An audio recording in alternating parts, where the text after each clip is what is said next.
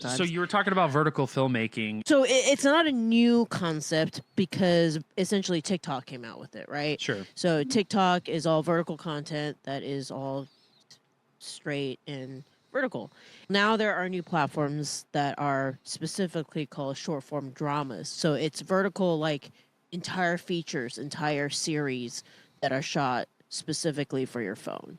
But they're not shot with a phone. They're just, the camera is basically flipped on its side. That's how we shoot.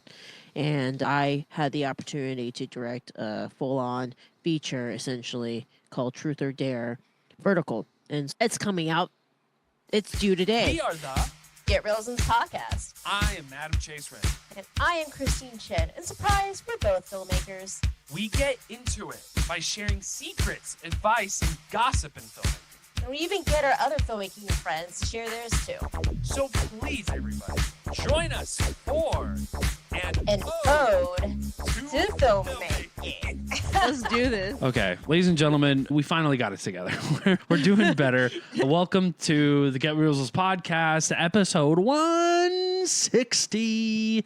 My name is Adam Chase Rani.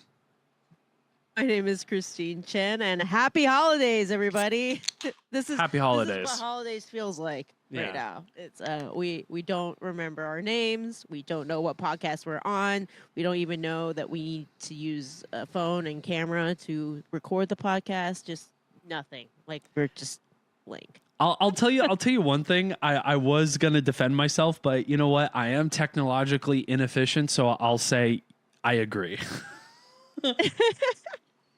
That was funny. I didn't realize how. I was like, okay, I remember how to do these things. I didn't even grab my phone to do the IG live. No, yeah. Whatever. Even when before we went live too, I was like, all right, I'm gonna go live on Instagram. And you're like, okay.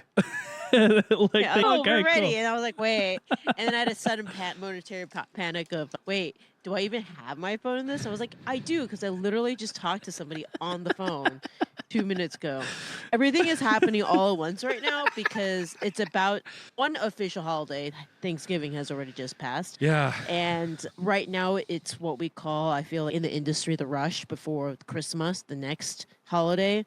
And so everybody's squeezing every last deadline and production right now that could possibly go on. And yeah, I'm in the middle of delivery for what we call a vertical feature. Sup, David? Yes, yeah. And so Lackey, good old Lackey. Mr. So Lackey. yes, that's actually something I wanted to talk about because a lot of people still are catching up to new technological distribution trends. And so one that Texas may not know about yet or have heard only through the grapevine is what we call verticals. Have you heard of verticals? Yeah. I have, but Okay, cool. not for the film industry, but I've seen like production being used vertically. Oh, yeah, good. using vertical Yeah, stuff. and Yeah. So verticals right now are a big trend. I don't think there's sound. That's not good. I think because is there a way to get your phone closer to you because there's no microphone connected to the phone? Got it. It might just not pick up your voice. I had that I mean, it problem. might not be even picking up me because I don't have it like that close to me, but yeah, it might be a little quiet, y'all. Sorry about that. Yeah. Are you guys... David, can you hear us? Is it just... Yeah, maybe. Well, obviously, Lackey talked to us. Couldn't hear us. Okay. If not, the best place to Here, let see me- us let me is on try it. Facebook Live. Yeah. Talk one more time. Y'all sound just fine. We're good. We're coming in good. Okay, we're cooking. All right, but if anybody has any issues, go to Facebook. That one is loud and clear because it's actually through our professional microphones. Ladies and gentlemen, we're Yes. live streaming there, and we have professional microphone setups. Yeah, because we are professional. Excuse. It's questionable sometimes. So you were talking about vertical filmmaking. Yes. And yeah. So it's not a new concept because essentially TikTok came out with it, right? Sure. So TikTok is all vertical content that is all straight and vertical. Now there are new platforms that are specifically called short form dramas. So it's vertical entire features, entire series that are shot specifically for your phone. But they're not shot with a phone. They're just, the camera is basically flipped on its side. That's how we shoot.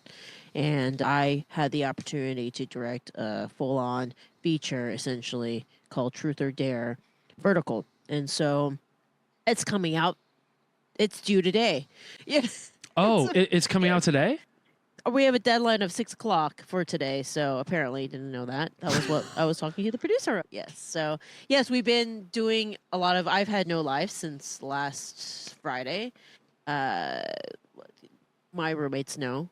They've seen me come in and out of my room. Roxy, our friend of the podcast, had a birthday, and I participated by popping out to say hello and ate food, went back in to edit, popped back out to do cake, and then went back. Like it was, I couldn't. Yeah, I was pulling like almost all-nighters and stuff. Like it's been ridiculous with this post schedule. But yes, vertical features. Yeah, I know.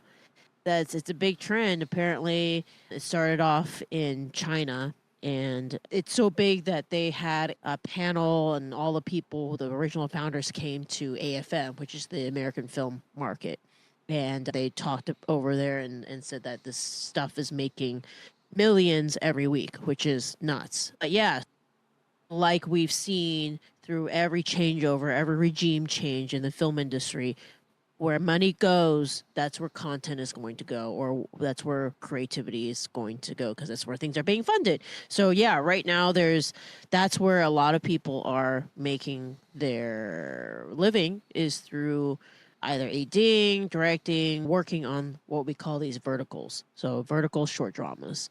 And it hasn't caught up in Texas yet. Not like, have you seen productions? I haven't seen looking for productions it? use it, but I will be honest, I haven't been on a ton of productions in Texas, but I do see it in the news. I do see it elsewhere, but yeah, it hasn't caught on just yet. I'm sure David or anybody watching, it will very soon. yeah, I'm sure there's some that have probably seen it, but I have a feeling that's going to catch up very quickly. Yeah. Well, it's all the rage over here, so. Because we talked about it last time, and we mentioned that, or at least you mentioned that there's like not just TikTok, but there's like a streaming platform specifically for short form vertical content that you pay for. Right. So how it works is that I haven't actually gone on and watched some of this stuff, but I've had friends who have. I should probably do that.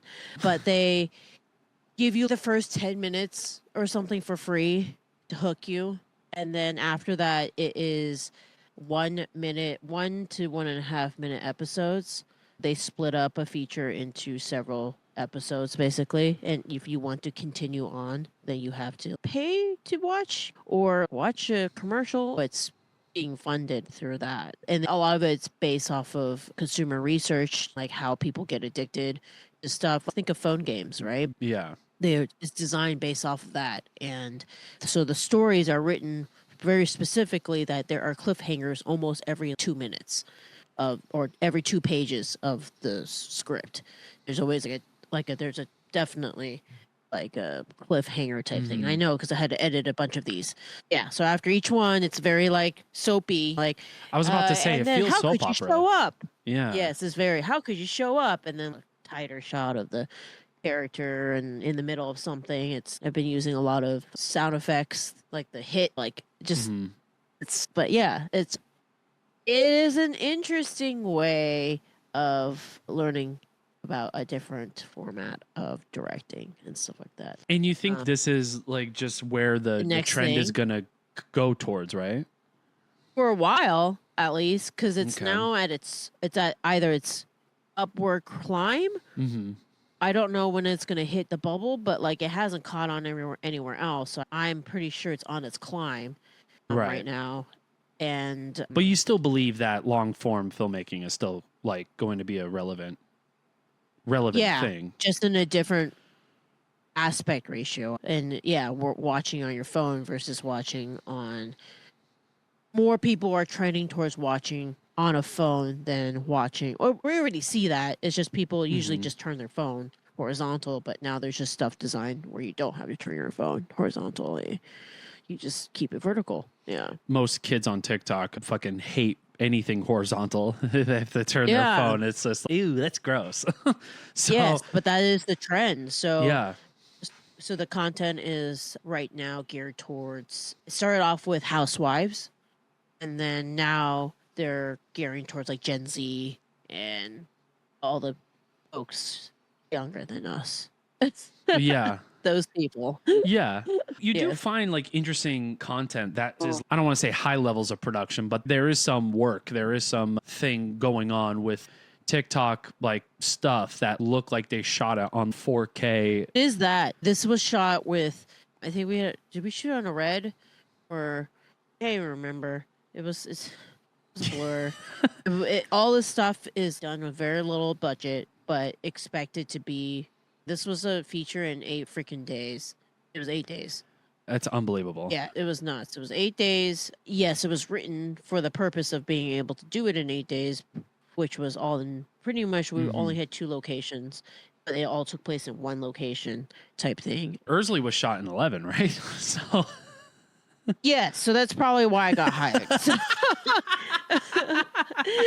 I'm destined to make features in no time, basically. Because now, like my now the trademark, next which feature is really going to be sucks. in 5 days. Please don't. Like, I really hope to God. That'll be a no. nightmare. So, oh my God, this was already barely like accomplishable in terms of just. And the funny thing is, like the clients asking for certain things that were like, oh, if we had 10 days, you could have gotten that. Or or we needed this. They wanted us. There's a specific shot where they needed a person falls down the stairs, and we didn't have. Which, if you've ever done a stair stuff, which I have, a Lifetime Films, there's 2 things you need: a stunt person and a stunt double. Yeah. Neither of which we had. So I was like, we're not doing any shots of anybody falling downstairs. Just letting you know, like that's just not happening. So Well, yeah. But, and like, that turnaround has to be fast too. It's like, how are you going to find a stunt and also a double the next day or whatever? Yeah. That's impossible. So no, it's a interesting time. But yeah, there's that. And that's the biggest thing is my life has been basically poor. And so you're editing this as well.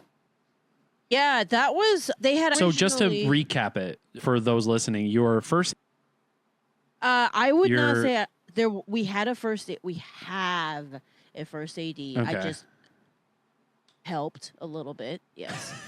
okay. So so you were you were just like directing, like you were directing, right? Yeah. Yes. Yeah. Yes. You were aside from directing- yes. And you probably did producing shit as well because that No, just thank that- God, no. Oh, you didn't? No. Oh, interesting. I feel No, like so that this was comes with the first time. job. This is the first time that I've been hired to just direct, and I didn't make any casting choices. Only saw 1 location that ended up being. I didn't even see it because I couldn't go to the scout because I was on a different set, and that wrapped late. So they just sent me some videos and said, "We picked this one." I was like, "Okay." Oh my God. Really? Yeah, and so that was the extent of my decision making. And then looking through the pictures and the videos they took of the location and being like, okay, that should work, except we might actually need a separate location for these other scenes. And so that's how that happened, which I didn't make that decision until it was already decided, and I just showed up and did it was the quickest tech scout. No, man, I went expecting, okay, like a typical tech scout, it's going to be like at least 30 minutes to like an hour. We talked through with this Right. thing was like minutes because the location was not friendly, and they were like, you guys already saw it, I have to see it again, basically. Excuse me? Yeah, so it took me I went and I opened all the doors just to see what we had option wise. Took mental pictures and my own pictures and stuff, and then readjusted the script to fit that location. So I did actually do some writing. Yes. So So you they gave me rewrote. the script. Yeah. I rewrote. I'm glad because the original script, there were many things we weren't able to do, but that's because the writer doesn't know what location they will be writing for. That doesn't fall on the writer. Yeah. So I totally had to rewrite certain things, which was great. Cut down the script, of course. Cut down stunts we couldn't do because this was quite stunt heavy in the beginning. Yeah. So we shot the thing in 8 days. We didn't go. Every day was 12 hours, dude. Like we did a great job. Just with it. right at 12 hours? Yeah. It was Wow. nuts.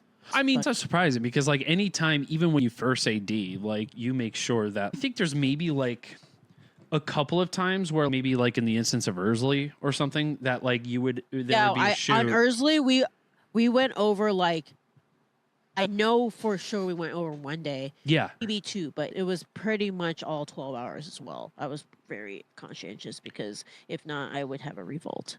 No, but It was very hard. But that's my point though, Ray, is that like you make sure that like you are on top of the schedule no matter what. So once that 12-hour hits, we got everything we basically needed. As long as that's settled, it's because every other first AD or okay, I don't want to say every other first AD, but there's quite a few first ADs and productions I've been on that is, can you stay another hour? And it's like the 14th hour. And I'm like, No. sure. Yeah. I'll rack up the overtime. Why not? Oh, we'll feed you Yeah. guys. That's always a great thing too. Is, we'll feed you guys. The meal's coming. I What's just wanna really go funny home. is because these rules were technically like made.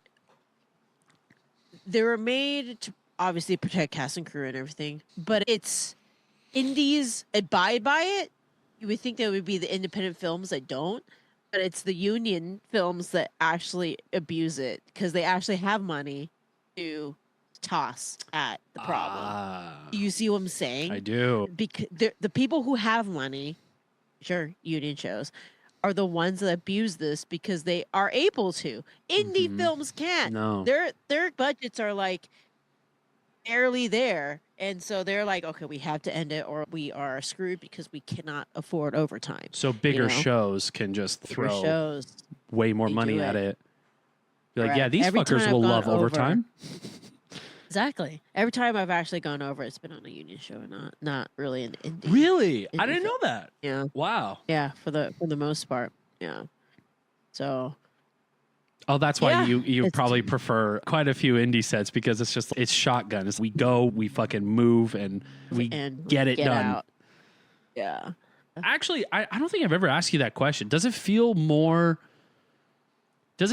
relaxed on a bigger show? Like with with unionized shows? Does it feel with like big money? Does it feel like things are a little more relaxed because everybody has their own respective position?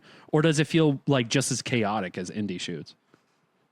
It's just as chaotic, but Yeah. I think what changes is that at least what I can tell between shows that are done here and shows that are done in Texas, which that doesn't say much because there's a lot of shows done in Texas that are by people who not from Texas. Yeah, But all the time. yeah, so I'm starting to see that things in a lot of times with more budget is they actually do try to plan the amount of time that is necessary for things to get done without rushing. Okay. What's really funny is I actually see it more in these AFI sets that I'm on, these American Film Institute sets, where they're like, oh, here's 7 setups, and you do it in a full day. It's great. It's amazing. Yeah, I know. It's amazing. Wow. To do That's a dream. that.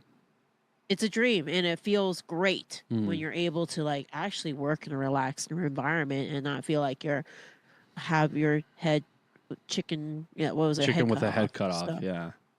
Just Yeah, stress so- beyond belief every day. Yes. So That is nice. I do like that. It's so nice. It's like It is- showing up to work. It's like a regular day at the office or like a regular day at work, Yeah. you know? Yeah. That is Yes. nice. Which you rarely get to feel that, unfortunately. And it is because budgets are shrinking. And when you have shrinking budgets, you have less people. When you have less people, you have more each person gets more responsibility. When you have less budget, you have less time. So then in less days, which then equates to chicken with their head cut off. Right. So More stress and Yeah. anxiety. And probably the product won't be as hard as it once probably was before. But because of time, yeah, because like- of whatever, yeah. this vertical that's happening, and I've talked to Roxy about this. She saw me have this, I wouldn't say a meltdown, but it was very much like I had to come to peace that you just have to let things go. There comes a point where you just have to work within the time that they give you, and if it's not to your standard, you need to be okay with it. Yeah. And it's weird because I have gone through this mentally, but it's usually with corporate projects. So, like a commercial or something I do for a corporate client. It's hard to shift that mindset with that when the product itself is a creative product, like a creative story product. But now I'm at that juncture in my career where it is a corporate gig. Even though the product that we're making is a creative product, it is a corporate creative gig. And so it's the same thing. If the client wants something a certain way, even though artistically you're like, that's dumb, you still do it because it doesn't matter what you want ultimately. And I had to have this chat with our post-production supervisor because I was basically telling him that I had to overhaul a lot of the edits on this vertical. And he was like, you shouldn't have to overhaul. You just only need to do the client's notes. Don't go above and beyond and edit it better based off of how you feel would be better. It doesn't matter if you think it's better. It only matters that the client is happy with it. And basically do your bare minimum. Do just enough. Do what the client says. Yeah. Which has been a really hard pill to swallow because I had my hand involved in almost every single aspect of production for everything that I've done. And so it's weird to be like not have any of that control. Yeah. And that I understand it's creativity by committee, right? So yeah, it's like you have David to ask Duvernay permission mentioned this almost every Correct. time. Yeah. for every time, which is weird because they're dealing with a director who's only had to answer to herself for a while. I was just about to say, Yeah. it's like at the end of each day on Ursula, you were like actively rewriting the script. Like you were, to just fit the time, fit what we have and the resources and all that. You didn't have to then go make 20 different phone calls and say, hey, is this cool? We just it's go. great. It's weird. That is we wild. just do it. Yeah. So that I've slows been everything having down, to by the way. reconcile that. Sorry, Yes, what'd you say? It does. No, so I've had to reconcile that to protocol wise because I haven't had to work by Hollywood industry protocols for a while. We're from the wild. Fuck yeah, we are. So we do whatever the fuck we want. Yeah. Because so I would be rip like, my "What?" hair out to wait for permission from Approval? approval Yes. from all, because I've worked on commercials and stuff. There is clients sitting on set that are just there that will then throw notes to the director, but nothing of the sort of every single little decision that you make is just like, oh fuck, okay, we have to go through the whole fucking committee process. It's like an oligarchy for every single shoot. It's just, I'm the director, but the 20 different clients and the people who are throwing their money into this thing, they have to have their 2 cents into all of it, even though some of them are not creative at all. Yes. And that is why we you have to get abide. films that you're like, what the fuck? Yeah, because half the time it's not really the director's decision. Like, I'm really now truly understanding this because I can see it on this project that is about to release and being like, I didn't make that choice. Like, they wanted to push in on certain things that I don't agree with, but I just do what they told me to because ultimately it's not, I don't own it anymore. It is not mine. Says my post-production supervisor, Christian. He was like, get this through your head. This is not your project anymore. You do not own this. This is the client's project. Whatever they want, you do, even if it's against your creative judgment. Is there something like, I don't know, is there something relieving about that though? Whereas you don't have to make like all these decisions because, like you said, the post-production manager would just be like, just go by the notes. Don't do anything more. Don't just go by what their notes are. I would imagine that would lessen the stress. I know the goal is to make the best possible thing you can make. Sure. But with those notes, it's okay, if that's the line that I go towards, then fuck it. That's it. I definitely had a moment of like, all right, I'm going to I had one day where self-panicked, internal panic, all the things. And then I was like, tomorrow when I wake up, all I do are the notes. And yeah, it was actually great once you get over that mental like block of this is my Need to be control. Yeah. and because the thing ultimately that you need to reach is that, and it's funny because Roxy had to walk me through this as well, because she said, oh yeah, everybody who comes to LA, especially to the factory of film, the film factory, has to go through this process because not really anywhere else, any place that is truly independent film friendly, you don't have to adhere to somebody else higher than yourself, right? Especially if you're the producer or the director, which in my case is usually both on stuff. And so she's, yeah, here it is a business, a true business, and it is you're answering to clients, and whatever the client wants, that is what you give them. And as Christian said, you do not own the project. This is not yours, and it's not your passion project. And I thought about it because I had, during my momentary panic and whatnot, was like, maybe I should copy all the footage and do an edit for myself. And a friend was like, that is a fucking waste of time. Yeah, why would you waste your time and do that? This is not your passion project.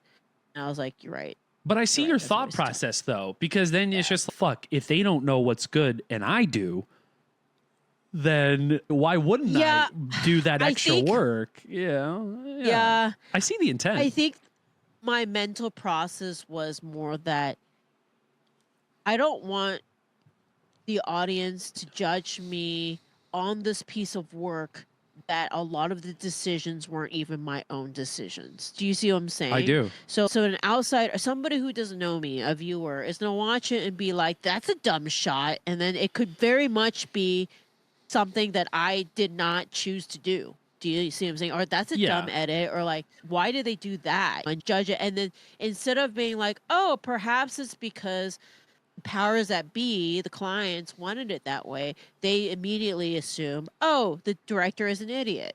Because that's the name first anyways, is going to be the director, which is you. Yes. Yeah. I see. So now it's interesting because I'm like, oh man, now I'm approaching watching these studio films where some of them you judge harshly, to be like, hey, is it really the director that got to make that decision? Or did somebody up in corporation be like, hey, you're doing this change whether you like it or not and believe in it?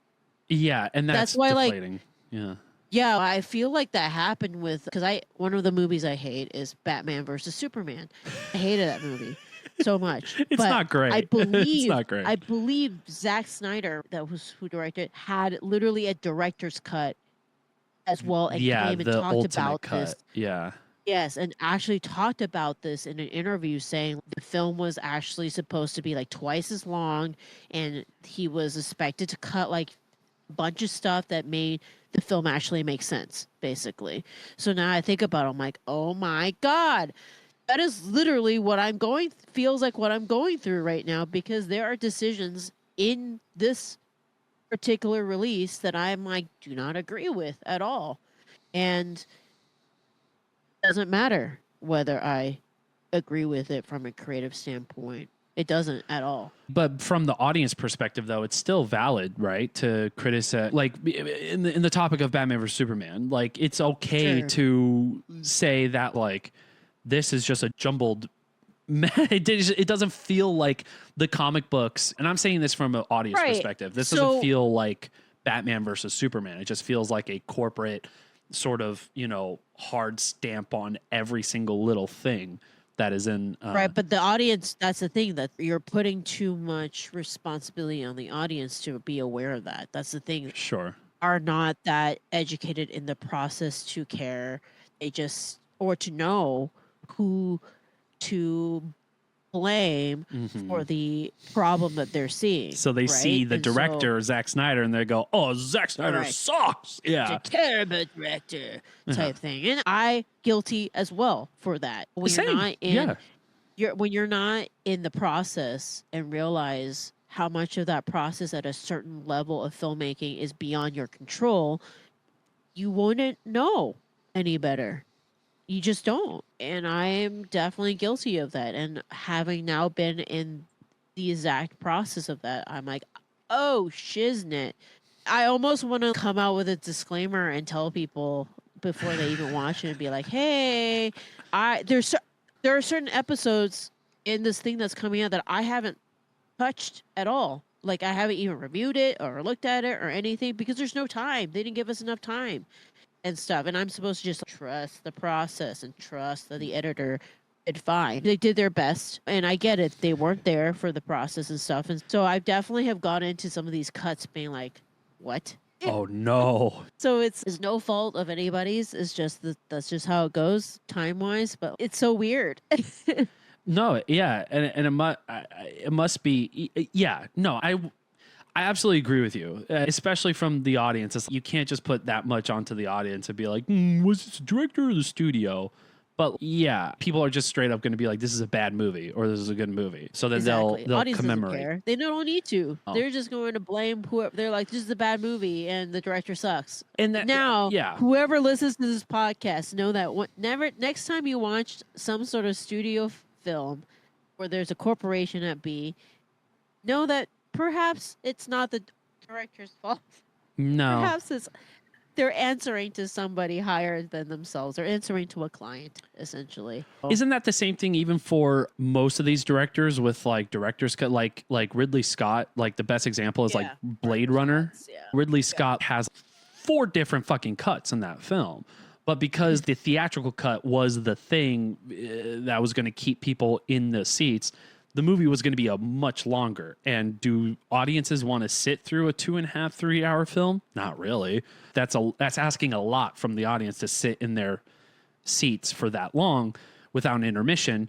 Which, by the way, I'm all for bringing back intermissions in movie theaters. I think I know that might fucking cost a lot in theaters, like monetarily, just because it's like that limits the amount of screenings for that film, right? Sure. In the theater, so they need to make money somehow. But movie theaters really make money from concessions anyway. So wouldn't an intermission? Concessions. That was what I was thinking. Is I've been reading some history books and stuff. In Yeah. between, they used to have during intermissions, they would have shows. Actually, they would mix Really? Sometimes they would have actual full-on theatrical shows during these intermissions. Yeah, isn't that crazy? Oh, that is crazy. I guess, I'm like, please yeah. bring that back. That's awesome. But That yes, is I guess awesome. that does cost money. But, Well, but yes, that's I my feel like point, you though. would make money for that. Yeah, you Yeah. could absolutely make money. You're going to pee and then you're like, shit, maybe I do Yes. want another drink. Maybe I do want some more popcorn. Maybe I do want some candies or whatever. It's just, it buys more time, sure. So that means limited screenings, but fuck me. If it's over 90 minutes, I feel like that's only fair to have intermissions, but I'm not a theater owner. I don't know how far you can get away with that, but I would imagine it might help the audience. It might help business, but Christine knows more about business than I do. It's just like the art of making the thing in your best possible way would be the thing to go for. But of course, Yes. studios are going to have a say. They don't want X, Y, or Z, whatever. They're going to hand you notes. They're going to have their say in all this. So that does creatively, I don't know, that sort of creatively deflates you as a director.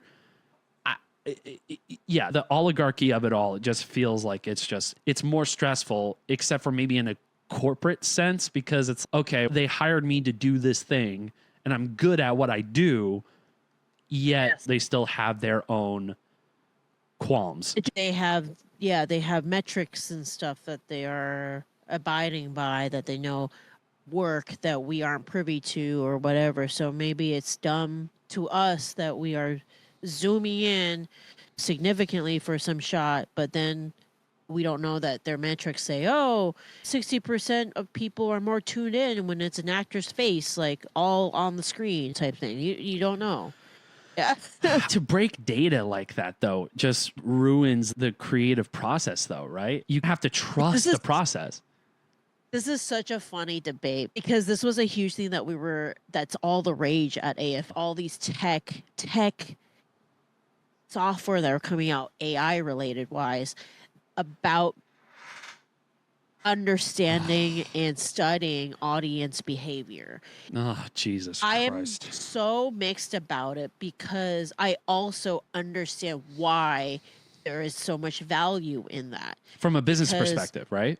from a business perspective. Sure. So it makes sense with any product. We have metrics, right? Every single Sure. product in the world, we have that because that's the only way we can track. Oh, is my product working, or do I need to change it in some way to make it more satisfying to the audience, to the people who are buying it? Because if I can adjust this one little thing and it increases demand by 50%, fuck yeah, I want to know what that is, right? Because that means I can make more money. It's the same thing for film, and it's counterintuitive to our artist brain because we're still in that art for the sake of art mentality.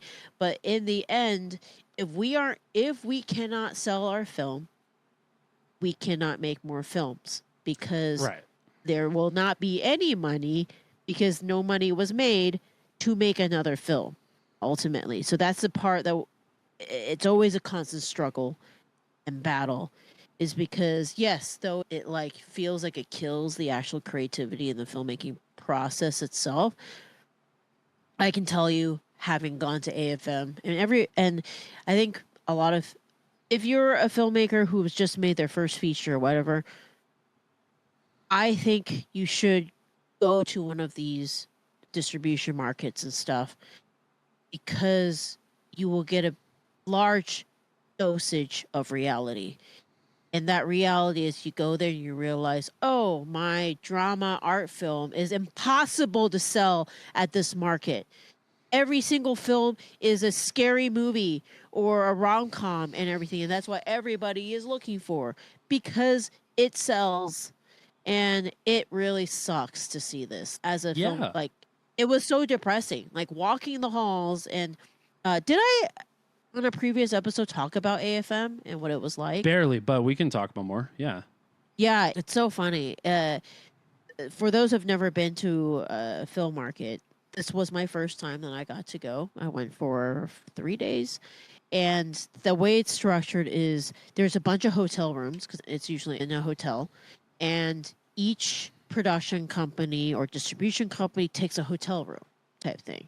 And the filmmakers are like prostitutes. Like, you walk around to these various hotels and you like sell yourself essentially. That's so funny. Yeah, no, I get what you're saying though. Yeah, it does feel like you're Like pimping a yourself call out. girl. Yeah. Yes, it's amazing. You're like literally the person of the streets. Like, you're Whining, like, dining. yeah, whiny. You go upstairs. You're like, hey, let me pitch you what I got. You want any of it? That type thing. You can go from hotel room to hotel room. Some of them, if you have an appointment, you get right in. If you don't, you wait at the door. But it is so degrading. But you understand the process. And when you go to talk to day one, it was like a nuts and just crazy, and so you don't realize how depressing it is. Day two, when you go by yourself and you have to like sell yourself like to distribution company, a distribution company that know nothing about you, it is so depressing. Yeah, because you they're have just to be a like, walking billboard for these oh my people. gosh. Yeah. So one of the ones that I went to was like, how old's your film? Oh, it's 2 years old. It's too old. Oh, they Yeah. probably measure like Instagram followers too and shit like that. Yes, Like it's that's just like that. It's just Come that. on. It's that cut and dry. Oh, sorry, it's too old. We're not gonna even look at it. Wait, how do you mean it's too old? It hasn't come out in any countries yet. Yeah, but it was made then, so it's too old. that is so reductionist. Yeah. And it's nuts. I had a nice conversation with one of the lawyers former sales agents that was at speaking on a panel at the event that I got in contact with, and we at least discovered what had happened with Ursula, which is also not fair, which you hear a lot from a large scale with studio films. So my understanding is that when we did the distribution deal with Ursula, with Gravitas Ventures and Kamikaze Dogfight, they were under different management. And then in the middle of distribution, that management changed. And the management that changed, the original management said we would do domestic and international.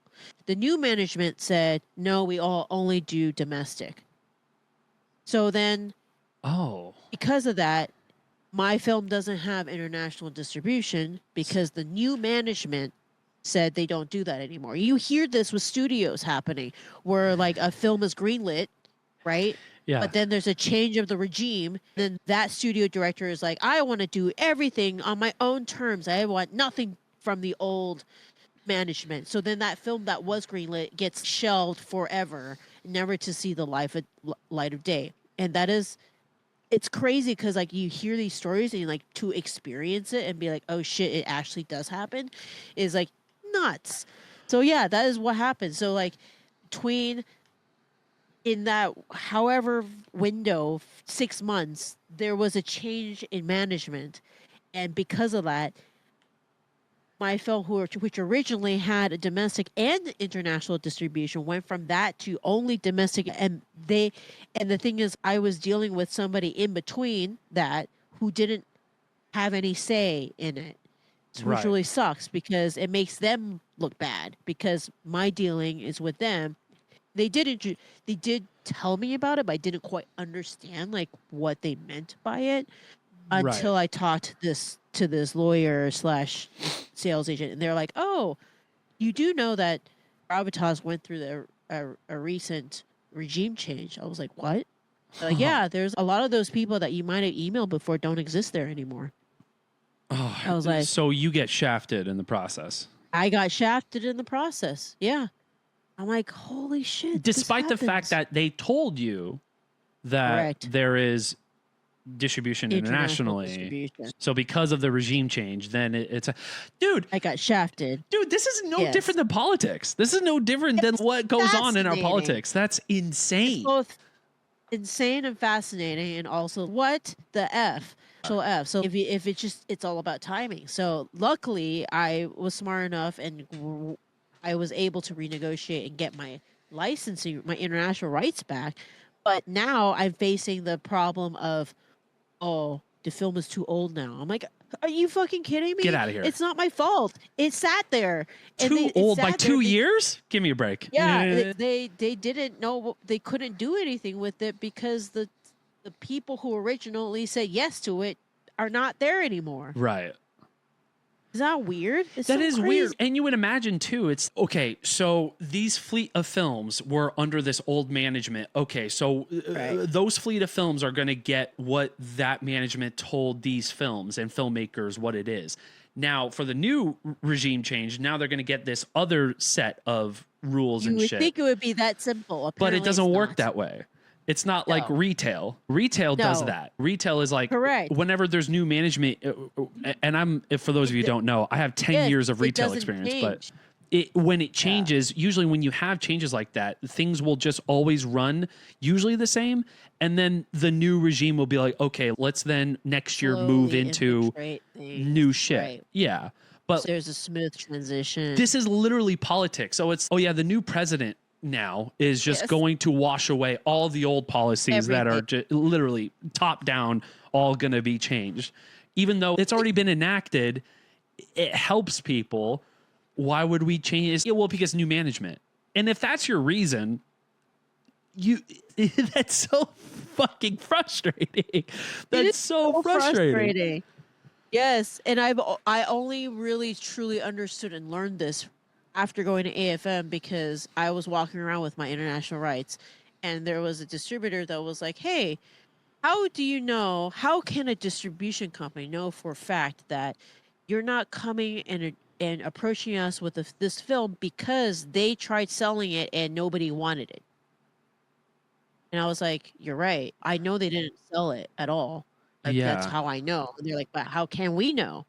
And I was like, fuck. Oh. So I went and emailed and double checked. They're like, yeah, they never shopped it around. But you see what I'm saying? Yeah, I do see what you're saying. Like, yeah. As a distributor, is it like, it's like dating. Are you just like single forever because you were a terrible person? Right. And you shopped around and nobody wants you? Yeah. Or is it really that like nobody knew that you existed? Yeah, nobody really give you a chance. Yeah. Nobody gave you a chance because you never even went into the market.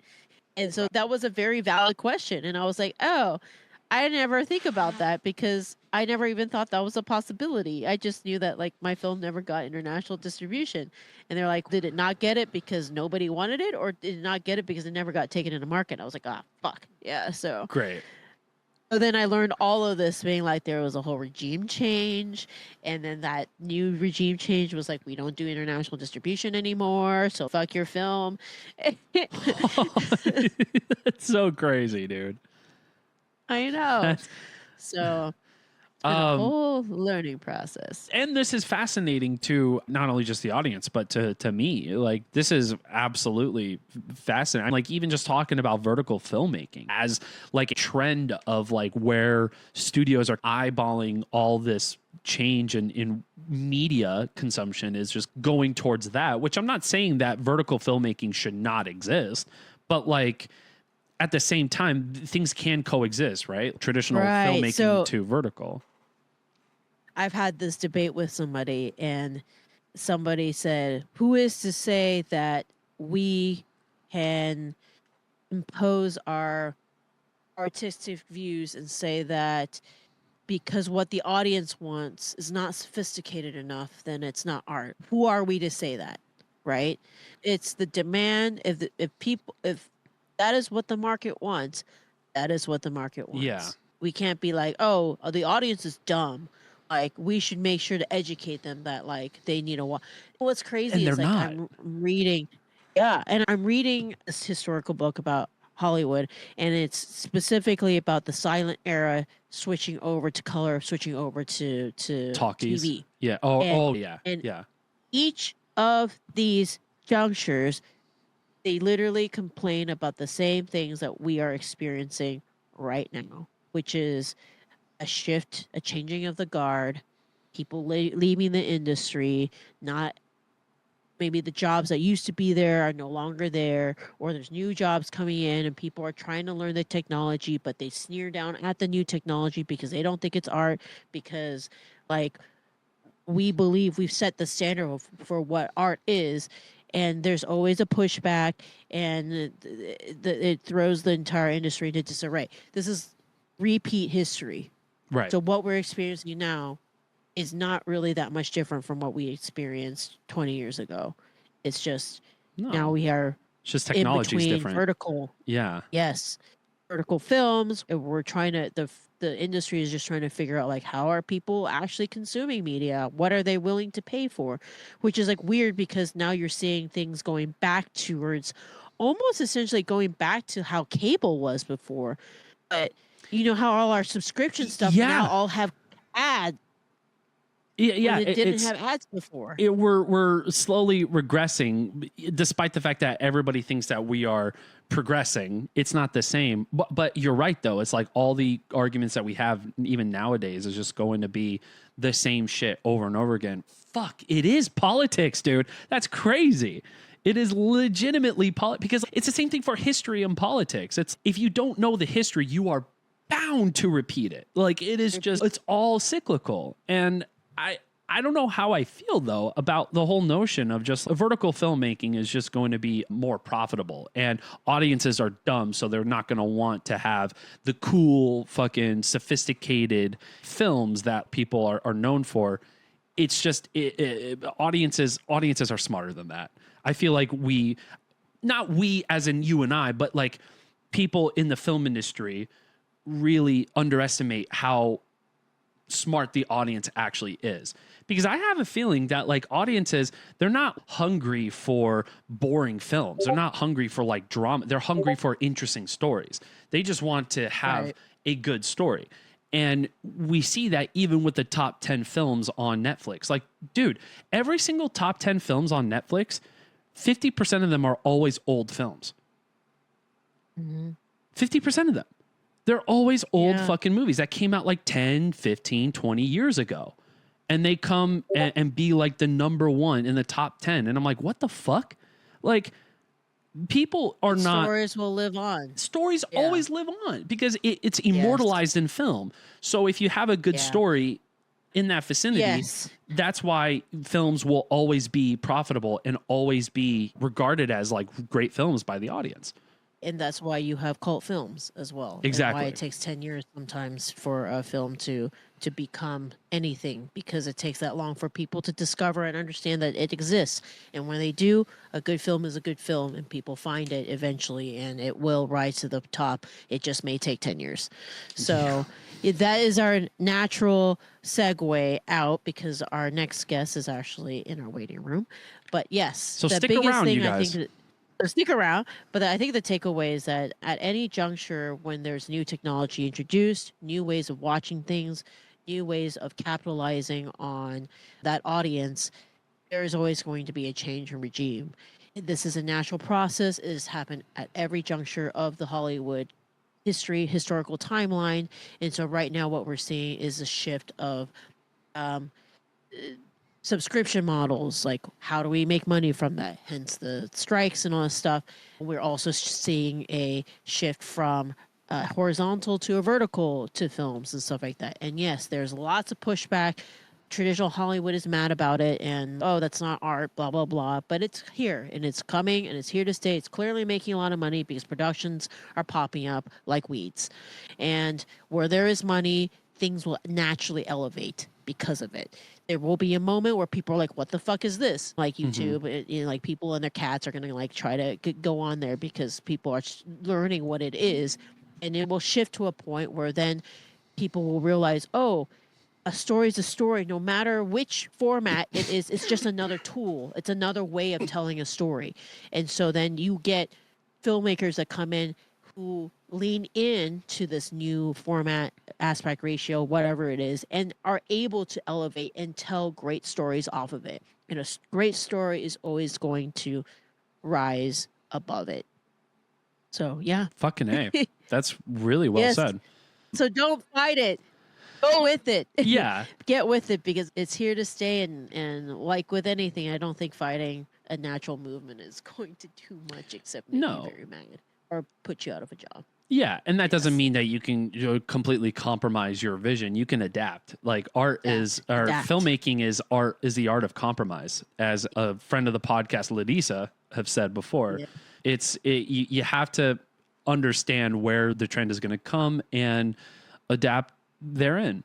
Okay, so that has been the Get Reelisms Podcast. Get Reelisms Podcast. We do some and also here. Right now it's the holidays. Just know that we have Black Friday sales are going on and everything. So there's this cool book combo that you can get.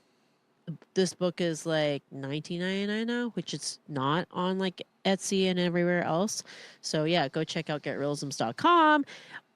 Get stuff for your fam, for your friends, and everything. And we have a bunch of other like this. We have actually a hat combo right now going on, which is the first time ever. So, and these hats are fucking awesome, by the way. I've been wearing this hat forever. So I love it. The books are, of course, amazing. We all need these books. So getrealisms.com, ladies and gentlemen. That's what's up. Yes, tell your friends.